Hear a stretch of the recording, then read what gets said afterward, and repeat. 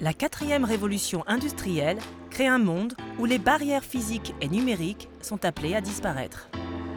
Bientôt, des milliards d'objets connectés généreront des données qui pourront être utilisées pour améliorer notre productivité et notre qualité de vie. Voilà pourquoi les acteurs du monde des télécoms, les entreprises et les gouvernements du monde entier poursuivent assidûment le déploiement de la 5G. Sa connectivité ultra rapide permettra l'essor de l'intelligence artificielle et l'Internet des objets. Pour l'Europe, il faut rester à la pointe de l'innovation. Et comment faire? En collaborant.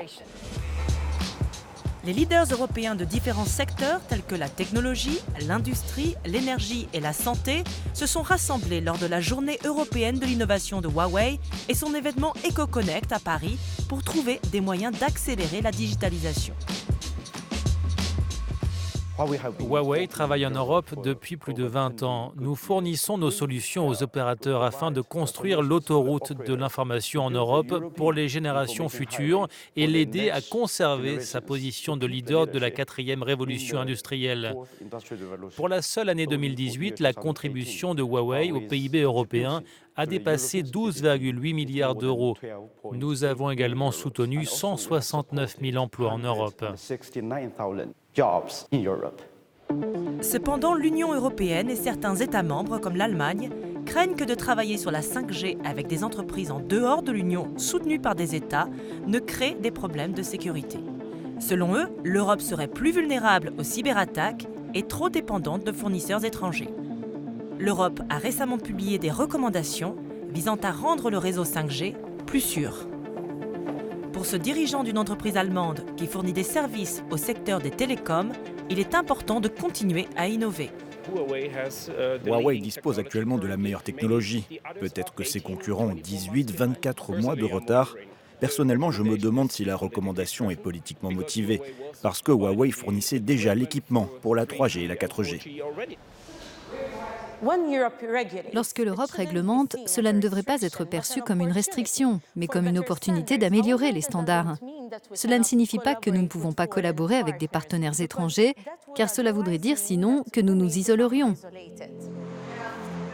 Huawei estime que son expertise est essentielle pour aider l'Europe à saisir de nouvelles opportunités, telles que l'intelligence artificielle. Nous allons investir 100 millions d'euros dans la construction d'un programme d'écosystème de l'intelligence artificielle. Voici l'Atlas 900 de Huawei, le plus puissant cluster d'intelligence artificielle au monde. Si vous regardez le ciel, il y a environ 200 000 étoiles. Pour les identifier de façon traditionnelle, cela prend aux scientifiques environ 74 heures.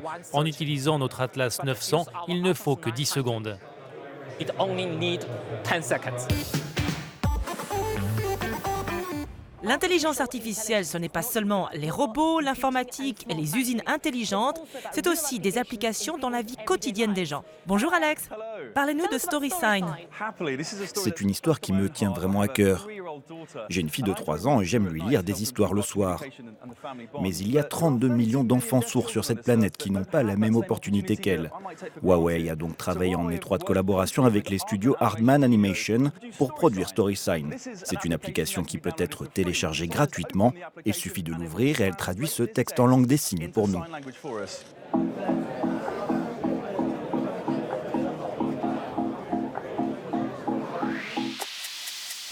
L'inclusion numérique est au cœur de la stratégie de Huawei. Son projet Tech for All vise à améliorer la vie des gens grâce à la technologie. L'entreprise affirme que la sécurité est une priorité.